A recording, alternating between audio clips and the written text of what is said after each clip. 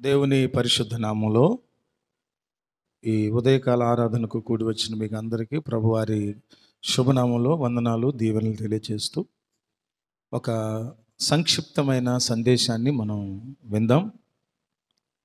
ఎప్పుడైనా సరే దేవుడు కాలాలను, సమయాలను, యుగాలను ఆయా సమయాలలో పగటి నేలటానికి సూర్యుడిని, రాత్రి నేలటానికి చంద్రుణ్ణి ఎలాగైతే ప్రతి దానిని విభజించి, ప్రతి దానిని నిర్ణయించి, ప్రతిదీ కూడా మనందరికీ మేలు కలిగేటట్లుగా మానవ జీవన విధానాన్ని నిర్దేశించేటట్లుగా దేవుడు అనేకమైన విషయాలు మన కొరకు సిద్ధపరిచారు. అందులో ఈ కాలమును లెక్కించే క్రమంలో 24 గంటల కాలాన్ని మనం లెక్కిస్తున్నాం.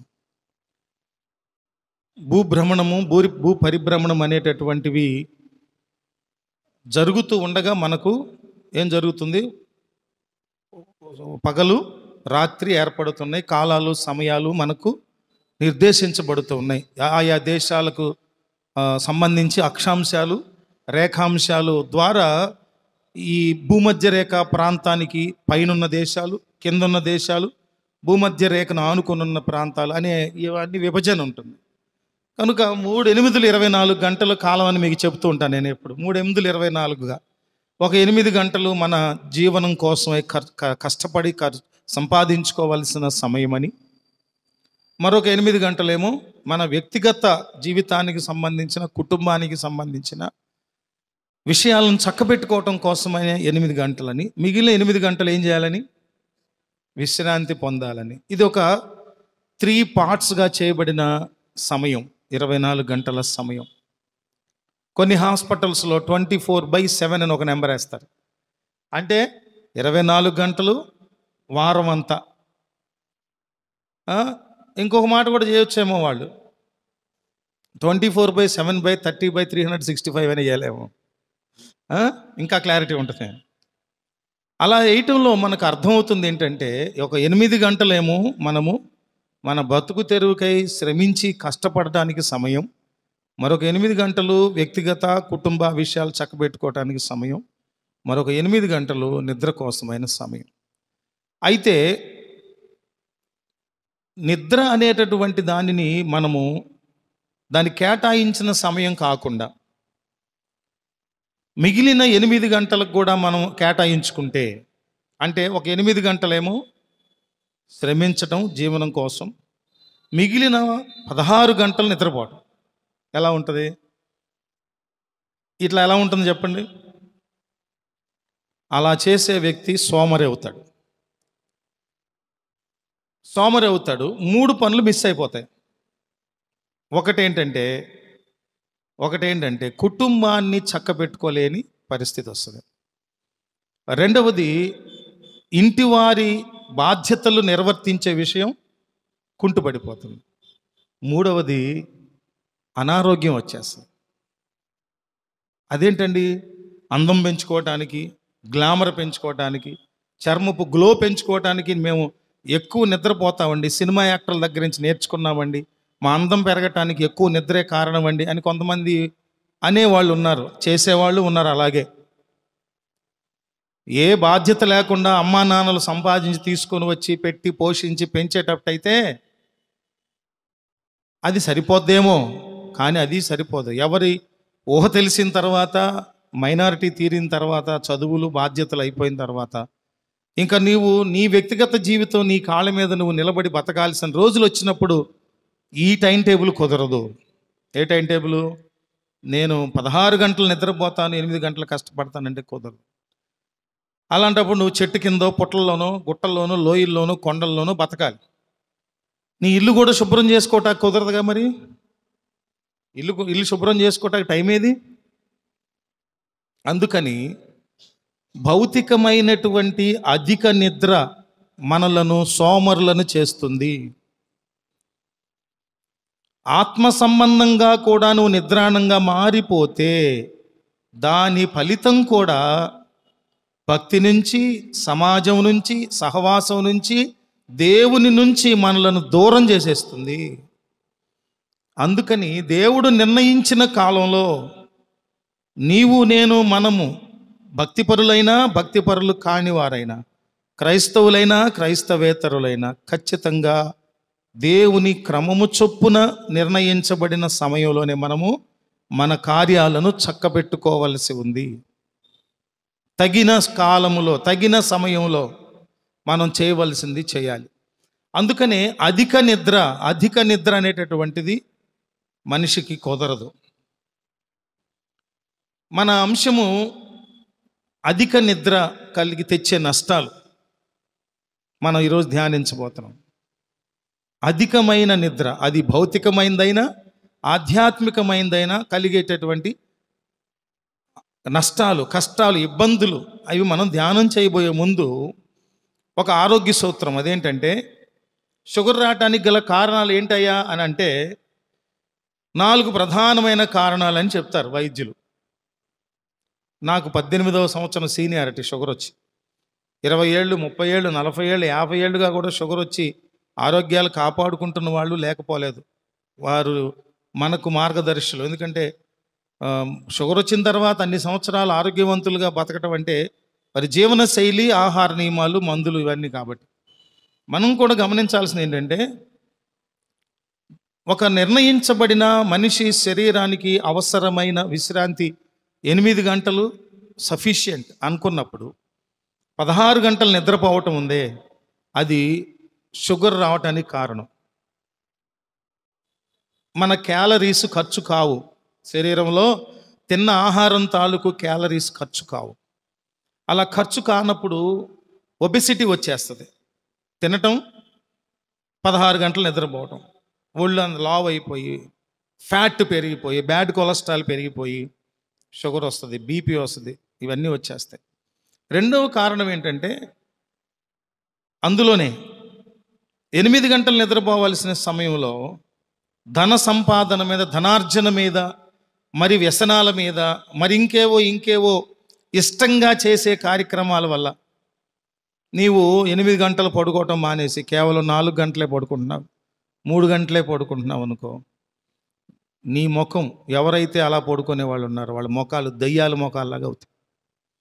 కళ్ళు లోపలికి వెళ్ళిపోయి, ముఖం అంతా వికృతంగా అయిపోయి, చర్మము కాంతి చచ్చిపోయి, చర్మం ముడతలు పడిపోయి, దయ్యపు ఆకృతులు వచ్చేసి గుంటలు పడిపోయి, ముఖ చర్మాలు ఎండిపోయి, తలనొప్పులు, వామిటింగ్ సెన్సేషను, నిద్రలేమి, ఇవన్నీ సమస్తమైనటువంటి రోగాలకు కారణమవుతాయి. రక్తహీనతకు కారణమవుతుంది. నిద్రలేమి కూడా షుగర్ రావటానికి కారణమే.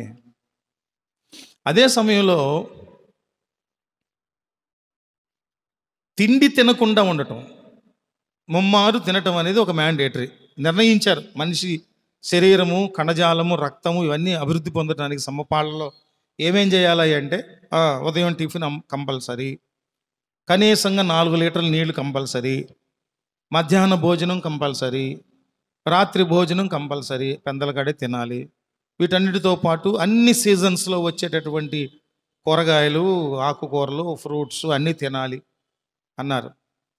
మనము భోజన ప్రియత్వం కారణమో, ఉద్యోగం కారణమో, మరే కారణమో తిండి తినటం మానేసి 3 సార్లకు బదులు ఒకసారే తినటం, ఒక్కో రోజు తినకపోవటం, 3 రోజులు తినకపోవటం, 4వ రోజు బిర్యానీలు తినేయటం, ముమ్మారు తినేయటం, 4 సార్లు 5 సార్లు తినేయటం, భుక్తాయాసాన్ని అనుభవించటం, ఊపిరాడినంత తినేసాం పీకల దాకా,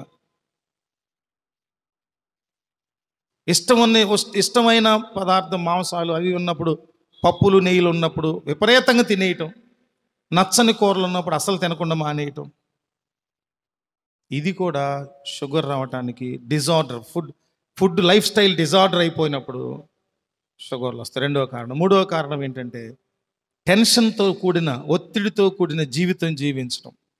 భార్యాభర్తల మధ్య సమాధానం లేనప్పుడు మనశ్శాంతి కోల్పోయి గలిబిలిగా ఉండటం, ఆందోళనగా ఉండటం, బిడ్డల మాట వినకుండా క్రమం తప్పి తిరుగుతున్నప్పుడు బాధపడటం, దిగులు పడటం, వేదన పడటం, వ్యసనాలతో నిండిపోయినటువంటి తండ్రి కొడుకులు కలిసి తాగే కల్చర్ వచ్చేసింది.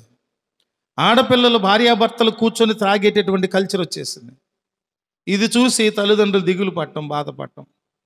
వ్యాపారాల్లో డబ్బుల మీద డబ్బు సంపాదించాలి, సంపాదించాలి, సంపాదించాలి. ధనార్జన తప్ప మరొక ఆలోచన లేని వాళ్ళు ఒత్తిడితో వచ్చేస్తుంది షుగరు. మరొకటి ఏంటంటే, నాలుగవది వంశపారంపర్యంగా తల్లిదండ్రులకు వస్తే, వాళ్ళకు వస్తే ఖచ్చితంగా వస్తుంది. ఈ 4 ప్రధాన కారణాలు. అందుకని మనము ధ్యానించబోయేటటువంటిది చాలా ప్రాముఖ్యమైన రోల్ పోషిస్తుంది మానవ జీవితం మీద. అది మితిమీరి నిద్రిస్తే, మితిమీరి నిద్రపోతే, అనగా సోమరిగా మారిపోతే దానివల్ల కలిగే నష్టాలు ఏమిటో మనం చూద్దాం త్వరగా. చూడండి, మత్తయి సువార్త 13వ అధ్యాయము, శిష్యుడైనటువంటి మత్తయి గారు రాసినటువంటి 13వ అధ్యాయము 25వ వచనాన్ని మనం చదువుకుంటే, మనుష్యులు నిద్రించుచుండగా అతన్ని శత్రువు వచ్చి గోధుమల మధ్యను గురుగులు విత్తిపోయెను.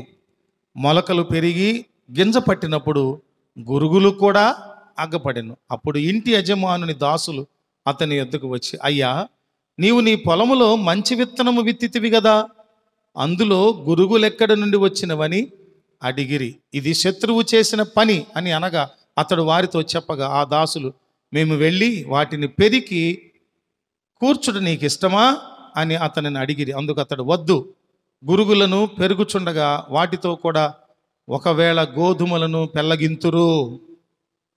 కొంతకాలం వరకు రెంటిని కలిపి ఎదగనీయుడి. కోతకాలం మందు గురుగులను ముందుగా కూర్చి వాటిని కాల్చివేయుటకు కట్టలు కట్టి గోధుమలను నా కొట్టులో చేర్చి పెట్టుడని కోతగాండ్రతో చెప్పుదున నేను. దీన్ని బట్టి మనకు అర్థమయ్యేది ఏంటంటే, గురుగులు నాటడం అనేటటువంటి దానిని పనివాళ్ళు కూడా, యజమానుడు కూడా చూడకుండా ఉన్నారంట. ఎందుకంటే నిద్రిస్తూ ఉన్న సమయంలో గోధుమల మధ్య గురుగులు నాటడం అంటే, గురుగులు అంటే ఏంటి? వేస్ట్, చెత్త, తినటానికి వాడుకోవటానికి ఏమాత్రము పనికి రాని చెత్త, పిచ్చి మొక్కలు. అయితే ఇందులో గమనించాల్సింది ఏంటంటే, గోధుమలు గురుగులు ఒకలానే ఉంటాయి. అదొక ప్రమాదం ఉంది.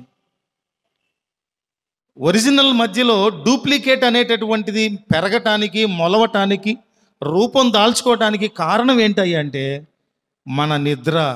ఏంటదంట? మనుషులు నిద్రించుచుండగా అతని శత్రువులు వచ్చి నాటుతాడు. శత్రువు వచ్చి నాటుతాడు. ముఖ్యంగా క్రైస్తవ సంఘంలో ఉన్న మరొక భయంకరమైనది ఏంటంటే నిద్ర. మందిరంలోకి వచ్చి నిద్రపోవటం.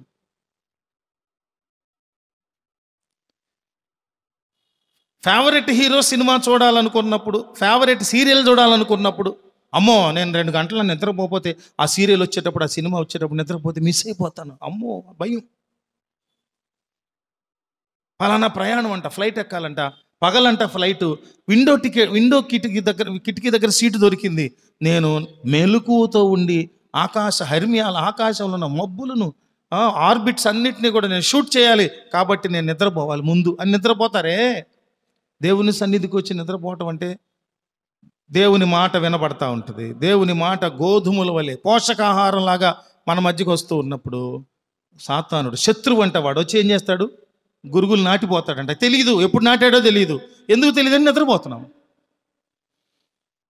గోధుమలు నాటబడకపోయినా పర్వాలేదు, ఖాళీ బీడుంటే ఇంకొకసారి ఇంకొక విత్తనం అన్నా నాటబడుతుంది. కానీ అక్కడ అనవసరమైన చెత్త, వేస్ట్, మనలను దేవుని మాటే అనిపిస్తూ భ్రమపరిచేటటువంటి విధానంలో శత్రువు వచ్చి గోధుమల మధ్య గురుగులు నాటిపోతాడు, విత్తిపోతాడు. అందుకని యజమానుడి దగ్గరికి వచ్చి పనివాళ్ళు చెప్తే యజమానుడు అంటున్నాడు, మీకు నైపుణ్యం ఉందో లేదో ఇవన్నీ ఎందుకురా బాబు, మిమ్మల్ని గురుగులను పీకమంటే గురుగులతో పాటు గోధుమలను కూడా మీరు కోసేస్తారు, పీకేస్తారు. అమ్మో వద్దు, పెరగని వాటిని. పెరిగినప్పుడు మనం ఏం చేద్దాము? గోధుమలు మాత్రం తీసి కట్ల కట్టేసుకుంటాం, మొత్తాన్ని తర్వాత ఏం చేద్దాం? తగలబెట్టేద్దాం. అందుకని అస్సలు గురుగులను మొలవనివ్వకుండా ఉంచుకోవటం శ్రేష్టమా? మెలకువతో ఉండి అస్సలు గురుగులు మొలవనివ్వకుండా చేయటం శ్రేష్టమా? నిద్రపోయి గురుగులను మొలిచేటట్టు చేసి వాటిని మళ్ళా మొలిచిన ఇంకోటి అవి మొలిచినవి ఊరుకోవు. ఏం చేస్తాయి? గోధుమ కంకులకు గోధుమ మొక్కలకు అందవలసినటువంటి భూమిలోని సారాన్ని అవి కూడా ఏం చేస్తాయి? లాగేసుకుంటాయి, తీసేసుకుంటాయి. కొన్నిసార్లు గోధుమ కంకుల కంటే అవే ఎక్కువగా పెరుగుతూ ఉంటాయి. అందువల్ల ఏం చేయాలి? దేవుని వాక్యము వెల్లడి చేయబడేటప్పుడు నిద్రపోకూడదు. అప్పుడు ఏమవుతుంది? వాక్యము విత్తబడవలసి ఉండగా వాక్యంతో పాటు దుష్టుడు నాటేటటువంటి చెడు కూడా నాటబడితే మనము ఎందుకు కానటువంటి స్థితికి వెళ్ళిపోతాం. ఎందుకు కాని స్థితి అంటామే, ఎటు కాని స్థితిలోకి వెళ్ళిపోతాం. అందుకని ఏం చేయాలి? శత్రువు వచ్చి మన మధ్య గురుగులు నాటకుండా మెలకువతో ఉండాలి. ఇంకొకటి ఏంటంటే, నిద్రకు ఉన్నటువంటి బలహీనత ఏంటంటే, ఎవరో ఒకప్పుడు చెప్పారు ఒక సామెత, ఆవిలింతకు అన్నయ్య ఉన్నాడు కానీ తుమ్ముకు తమ్ముడు లేడంట. పక్కనోడు తుమ్మితే పక్కనోడు తుమ్మడు, ఎందుకంటే అది జలుబుతో లింక్ అయిన విషయం. కానీ పక్కనోడు ఆవిలిస్తే పక్కనోడికి వచ్చేస్తుంది ఆవిలింత. ఆవిలింతకు అన్నయ్య ఉన్నాడు కానీ తుమ్ముకు తమ్ముడు లేడంట. సామెత చిన్నప్పుడు వినేవాడిని నేను. నా తర్వాత అర్థమైంది, అరే నిజమేరా బాబు, ఇది గమనించే ఎవడో సామెతను సృష్టించాడు. అందుకని నిద్రకు ఉన్నటువంటి ప్రమాదం అది. డ్రైవింగ్ చేసేటటువంటి సీటు పక్కన కూర్చునేవాడు మెలకుతో ఉండేవాడిని కూర్చోబెట్టడం కారు మొత్తానికి క్షేమం. లేదంటే అందుకని విమానంలో కూడా ఇద్దరు పైలట్లు ఉంటారు. ట్రైన్ కూడా ఇద్దరు పైలట్లు ఉంటారు. మూడో వాడిని కూడా పెట్టారు ఇప్పుడు, ఆటోమేటిక్ పైలట్. ఒకడు మెయిన్, వాడు నిద్రపోతాడు అనుకోండి, పక్కన అసిస్టెంట్ పైలట్ తోలుతాడు. వీడు కూడా నిద్రపోయాడు అనుకోండి, ఆ మిషన్ ఆన్ అయిపోద్ది. ఎట్లా ఆన్ అయిపోద్ది? ప్రతి ఎన్ని నిమిషాల లోపుగా డ్రైవరు స్టీరింగ్ తిప్పటము, బ్రేక్ వేయటము జరుగుతూ ఉంటాడు కదా, కంటిన్యూ జరగాల్సిందే. పట్టాలు తిన్నగా కొంత దూరం ఉంటాయి, కొన్ని చోట్ల మారుతాయి. తిప్పటం ఆగిపోయి ఏ ఆపరేషన్ లేకుండా 2 నిమిషాలు కనుక ఇంజిన్ సిస్టమ్ జరగకుండా ఉంటే అది ఆన్ అయిపోయి నెమ్మదిగా ట్రైన్కి బ్రేకులు వేసేస్తూ ఉంటుంది. అది వేసేసి ఒకసారి అయితే పట్టాలు తప్పేస్తాయి. ఆ మిషన్ ఆన్ అయిపోయి థర్డ్ డ్రైవర్ లాగా బ్రేక్ వేసి ఆపేస్తాయి. మనిషి ఇన్ని సృష్టించగలుగుతున్నాడు కానీ ఆ విమానంలో ఇద్దరిని పెట్టి, ట్రైన్లో ఇద్దరు పెట్టి, ఓడలు నడిపేటప్పుడు కూడా 2, 3, 4 ఉంటారు. మరి మన విషయంలో దేవుని సన్నిధిలో ఉన్నప్పుడు శత్రువు వచ్చి మనలో గురుగులు నాటనివ్వకుండా గోధుమలే నాటబడేటట్లుగా మనము జాగ్రత్తగా ఉందాం. రెండవది ఏంటంటే, మత్తయి సువార్త 24వ అధ్యాయము 41వ వచనం అర్థమైపోయి ఉండాలి మీకు ఇప్పటికే. 24వ అధ్యాయము 26వ అధ్యాయం 41వ వచనం, 26:41వ వచనం. మీరు శోధనలో ప్రవేశించకుండానట్లు మెలకువగా ఉండి ప్రార్థన చేయుడి. ఆత్మసిద్ధమే కానీ శరీరము బలహీనము. మీరు మెలకువతో ఉండి ప్రార్థన చేయకపోతే ఎందులో పడతారంట? శోధనలో పడతారు. శోధన అంటే ఏంటి? శ్రమలో నువ్వు పడకుండా ఉండాలంటే నువ్వేం చేయాలి? మెలకువతో ఉండి ప్రార్థన చేయాలి. ఏమండి, నిద్ర కొరకు కేటాయించబడిన సమయంలో నిద్రపోండి. బైబిల్ ఏం చెప్పట్లా అట్లా నిద్ర మానేసి కటిక మెలకువతో ఉండి ప్రార్థన చేయడం. అట్లా మీరు ప్రార్థించడానికి దేవుడు అనుగ్రహించిన ఏర్పాటు చేసిన సమయం ఒకటి ఉన్నప్పుడు ఆ సమయంలో నిద్రపోవద్దు, మెలకువతో ఉండాలి. యేసయ్య శిష్యులకు చెప్పారు, మీరు ఎక్కడుండి మెలకువతో ఉండి ప్రార్థన చేయండి అని. చేతి వేత దూరం అంతా ఆయన అక్కడికి వెళ్ళి మోకాళ్ళుని వేదనాభరితంగా ప్రార్థన చేస్తూ ఉన్నారంట. వచ్చి చూస్తే ఏం చేస్తున్నారు? నిద్రపోతున్నారు. అందుకే ప్రభు చెప్పిన మాట, మెలకువతో ఉండి ప్రార్థన చేయండి. లేకపోతే శోధనలో పడకుండా ఉండినట్లుగా మెలకువతుండి ప్రార్థన చేయాలి. చాలా మార్లు మనము శోధనలో ప్రవేశించడానికి మన యొక్క నిద్ర కారణం అయితే చాలా జాగ్రత్తగా ఉండాలి. మెలకువతో ఉండవలసిన సమయంలో మెలకువతో ఉండాలి. నినివే వెళ్ళమని చెప్తే ఈ పెద్ద మనిషి తర్షీష్ వెళ్ళటానికి టికెట్ కొనేసుకొని ఎక్కేశాడు. దేవుడు తుఫానును అలజడిని రేపినప్పుడు ఎక్కడున్నాడు ఈ మనిషి? వాడు అడుగు బాగా నిద్రపోతా ఉన్నాడు. ఓయి నిద్రపోతా అని పిలుచుకున్నాడు ఒక ప్రవక్త అన్యుడి చేత. ఒక అన్యుడి చేత ప్రవక్త నిద్రపోతా, ఓయి నిద్రపోతా అని పిలుచుకున్నాడు. అయితే తన ద్వారా అక్కడ ఉన్నటువంటి ఓడ సిబ్బంది సజీవుడైన దేవుణ్ణి తెలుసుకున్నారు. దేవునికి స్తోత్రం కలుగును గాక. నా దేవుడు, నేను సేవించే దేవుడు, సృష్టికర్త అయిన దేవుడు, నిజమైన దేవుడు నా నిమిత్తమే ఈ తుఫానును రప్పించాడు కాబట్టి నన్ను పడేస్తే తుఫాను ఆగిపోద్దన్నారు. వాళ్ళు చూశారు, పడేశారు, తుఫాను ఆగిపోయింది. వెంటనే ఆ ఓడ కుర్రు అంతా కూడా నమ్మేశారు ప్రభువుని. దేవుని స్తోత్రం కలుగును గాక. అందుకని నిద్ర సకల అనర్థాలకు మూలం.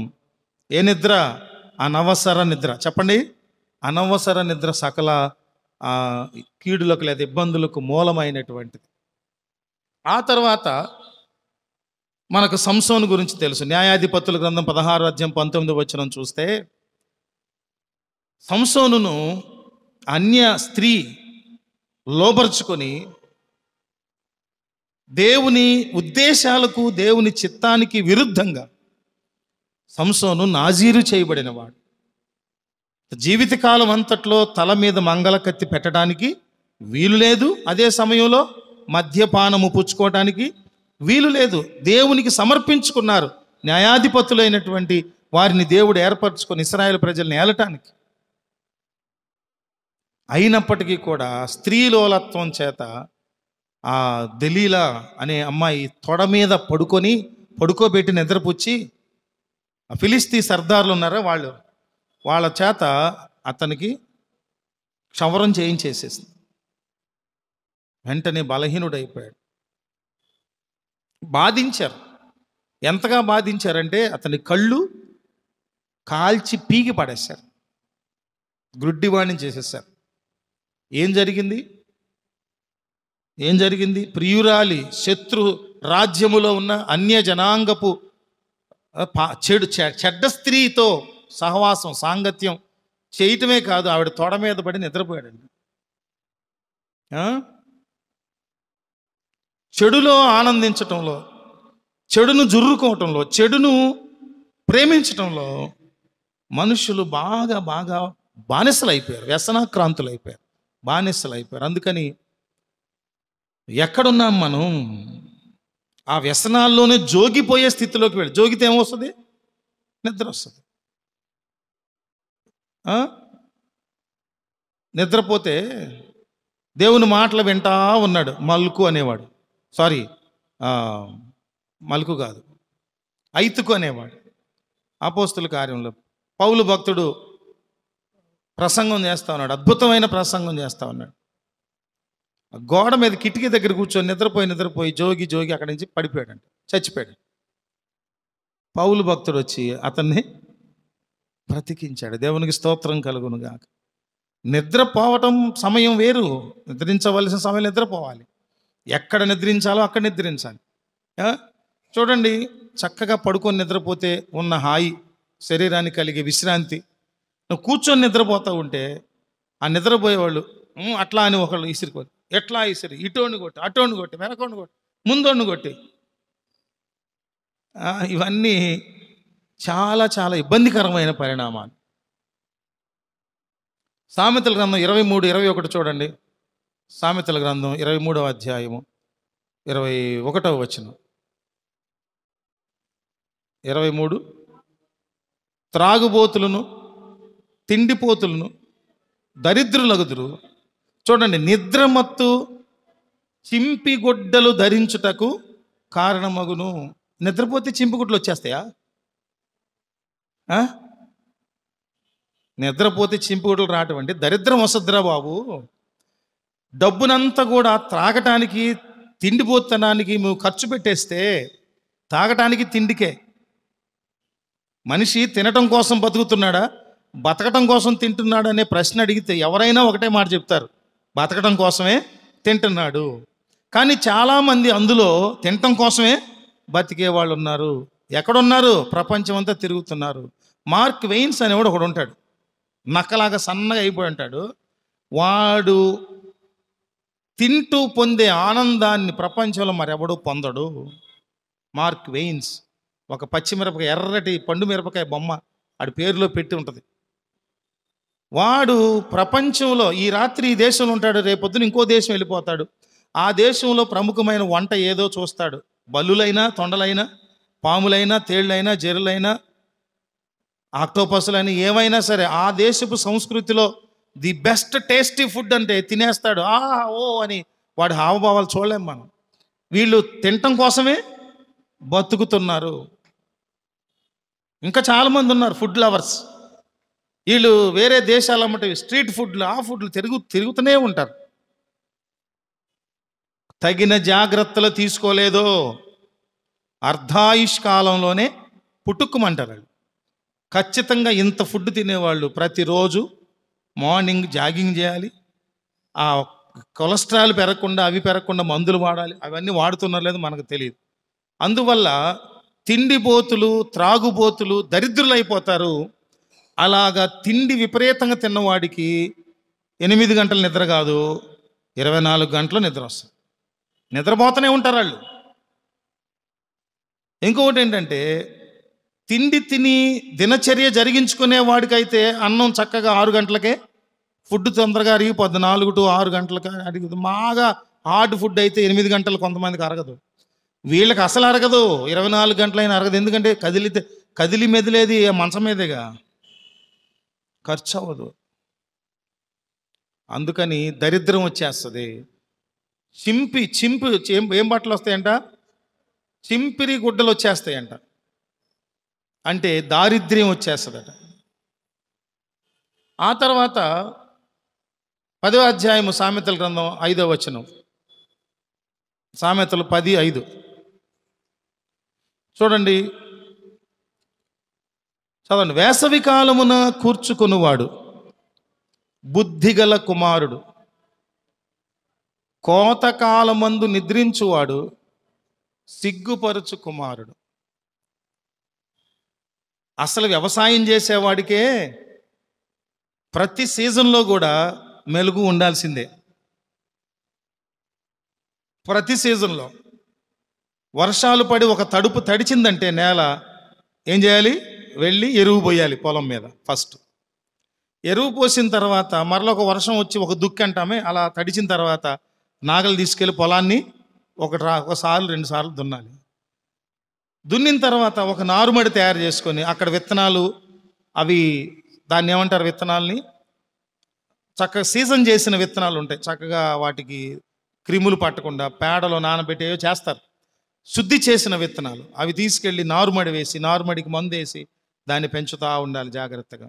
అదే సమయంలో ఏ టైము మంచి వర్షాలు పడ్డాయి, అప్పుడు పొలాన్నంతటిని చక్కగా దేంతో దమ్ము చేసి, దమ్ము చేసి, మందేసి, గట్లు కట్టి అంత నీట్గా తయారు చేసేసి నారుమడి తీసుకెళ్ళి నాట్లు వేయాలి.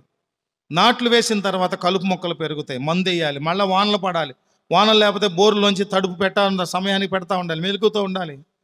ఇప్పుడైతే కరెంటు తక్కువ ఇస్తున్నారు కాబట్టి కరెంట్ ఇచ్చే టైంకి వెళ్ళి బోర్లు వేసుకోవాలి, మెలుగుతూ ఉండాలి, తెగుళ్ళు వస్తున్నాయో చూసుకోవాలి.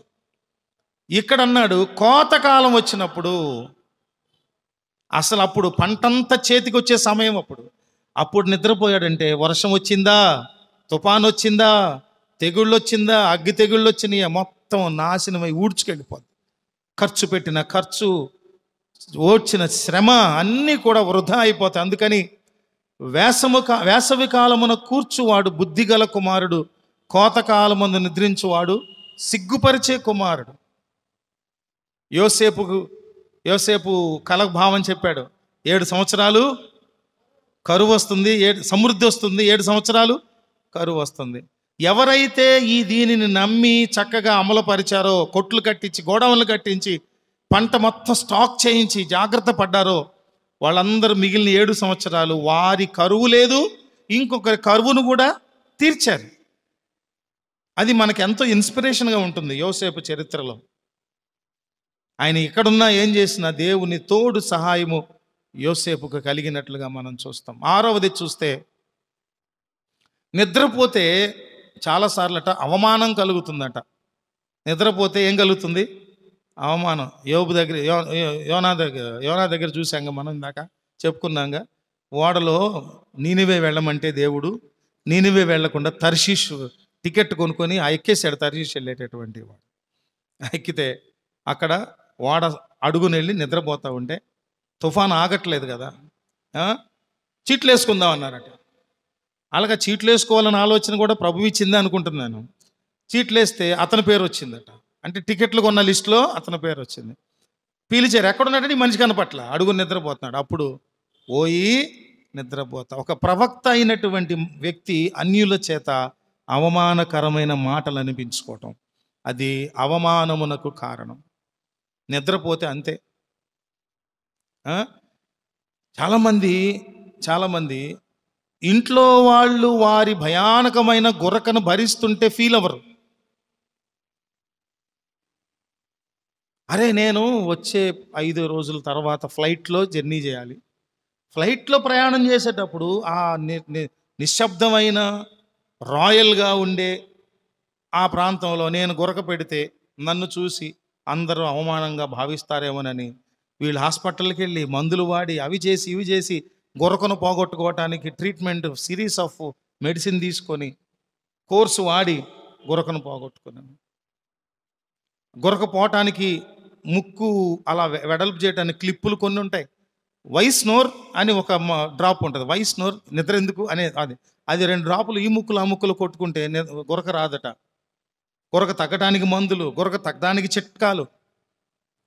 చాలాసార్లు మన నిద్ర మనకు సేద తీరటానికి, రిలాక్స్ అవ్వటానికి ఉపయోగపడటంతో పాటు అనవసరమైన స్థలాలలో అనవసరమైన సమయాలలో నిద్రపోవటం అవమానమునకు కారణమవుతుంది. జాగ్రత్త.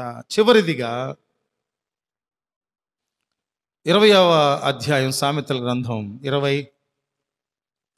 అధ్యాయం 13వ వచనం చూడండి. లేమికి భయపడి నిద్రయందు ఆసక్తి విడువుము, నీవు మేలుకొని ఉండిన ఎడల ఆహారము తిని తృప్తి పొందుదువు. ఇక్కడ చూస్తే లేమికి భయపడి నువ్వు నిద్రయందు ఆసక్తి విడిచిపెట్టు. దీని అన్నిటిని బట్టి మనకు అర్థమయ్యేది ఏంటంటే, అసమయములో పొందే నిద్ర, పోయే నిద్ర, స్థలము కాని స్థలాలలో పోయే నిద్ర, సమయం కాని సమయాలలో పోయే నిద్ర మనకు దారిద్ర్యతను తీసుకొని వస్తుంది. అందుకని సామెతల గ్రంథకర్త అంటాడు, సోమరి చీమల యొద్దకు వెళ్ళము, వాటి నడతలు కనిపెట్టి జ్ఞానం తెచ్చుకో.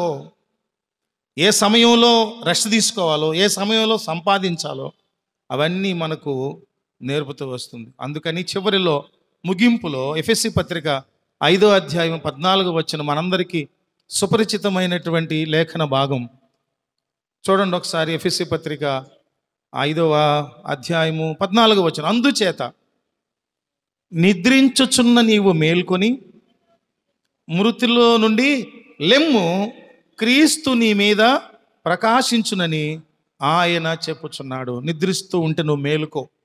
ఇది దేని గురించి చెప్పబడిన నిద్ర? ఆత్మ సంబంధమైనటువంటి చురుకుదనాన్ని విడిచిపెట్టి, ఆత్మ సంబంధమైనటువంటి బలాన్ని, ఉత్సాహాన్ని, దీవెనను, ఆశీర్వాదాన్ని అనుగ్రహించేటటువంటి దేవుని సన్నిధిని విడిచిపెట్టి, ఆరాధనలను విడిచిపెట్టి, నియామక కూడికలను విడిచిపెట్టి, సభలను విడిచిపెట్టి, దేవుని వాక్యమును, దేవుని సంగీతాన్ని, దేవుని లేఖనాలన్నింటినీ వదిలిపెట్టేసి కేవలము ఆహారం కొరకు, కేవలము మత్తు పదార్థాల కొరకు, కేవలము విశ్రాంతి కొరకు, మత్తు పదార్థాలు సేవించడం ద్వారా వచ్చేటటువంటి నిద్ర తీర్చుకోవటానికి దేవుని సన్నిధిని విడిచిపెట్టేటటువంటి నిద్ర ఏది ఉందో ఆ నిద్రను నువ్వేం చేయాలి?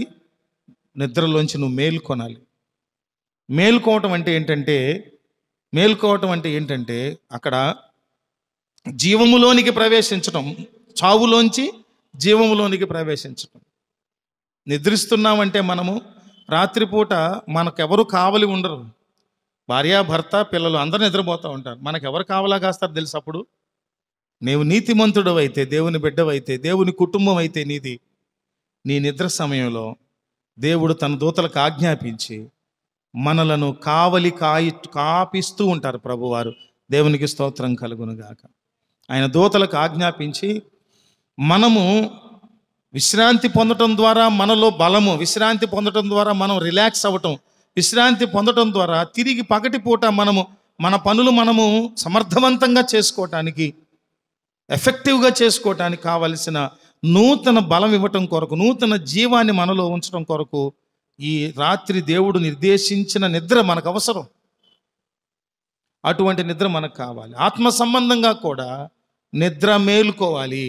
ఎందుకనంటే క్రీస్తు వారి ప్రకాశము నీ మీద ప్రకాశిస్తున్నది. ఉదయం లేచిన వెంటనే సూర్యకిరణాల ప్రకాశము మనలో ఉన్నటువంటి నిద్రను, బద్ధకాన్ని పెటాపంచలు చేసి నూతన జీవాన్ని ఎలా ఇస్తుందో ఉదయం, అలాగే ఆత్మ సంబంధమైన మేల్కొలుపులోనికి, అనగా మెలకువలోనికి మనం వచ్చినప్పుడు దేవుడు ఏం చేస్తారు? తన యొక్క వెలుగును మన మీద ప్రకాశింపచేస్తారు. దేవా, చెరలో నుండి మమ్మల్ని రప్పింపుము, మేము రక్షణ నొందినట్లు నీ ముఖకాంతిని మా మీద ప్రకాశింపచేయమని ఆ కీర్తనలు ముమ్మారు చెప్తారు. ప్రార్థన చేసుకుందాం. మనము భౌతిక సంబంధమైన క్రమశిక్షణతో కూడిన నిద్రకు పోతూ ఆత్మ సంబంధంగా ఏ విషయంలో మనము నిద్రిస్తున్నాము అనవసరమైన రీతిలో, అందులోంచి మేల్కొని క్రీస్తు వారి ప్రకాశము మన మీద పడునట్లుగా మనము సిద్ధపడదాం. ప్రార్థన చేసుకుందాం. అత్యున్నత సింహాసనాసీనుడైన మా దేవ, ఈ ఉదయకాల ఆరాధనలో నాతో మాతో ఉండి నిద్ర ప్రాముఖ్యత, అనవసరమైన నిద్రను ఏ విధంగా మేము విడిచిపెట్టాలో ఈ విషయాల ద్వారా మాతో మాట్లాడినందుకు, ఎటువంటి నిద్ర మాకు ఆరోగ్యాన్ని, విశ్రాంతిని ఇస్తుందో, తిరిగి మా పనుల్లోకి మేము వెళ్ళటానికి కావలసిన నూతన ఉద్యమాన్ని ఇస్తుందో, ఏ నిద్ర మమ్మలను నీ నుంచి దూరపరుస్తుందో, గోధుమల మధ్య గురుగులు మొలిచినట్లుగా ఏ విధంగా మమ్మలను మీ వాక్కుకు దూరం చేస్తుందో, ఈ సంగతుల ద్వారా మాతో మాట్లాడి మాకు జ్ఞాన హృదయం కలుగున్నట్లుగా మీరు చేసినందుకు వందనాలు చెల్లించుకుంటూ ఈ మాటలను మా హృదయాలలో పదిలపరచమని, బలపరచమని యేసయ్య శ్రేష్ఠ నామములో ప్రార్థించి స్తుతించి వేడుకొనుచున్నాము తండ్రి. ఆమేన్.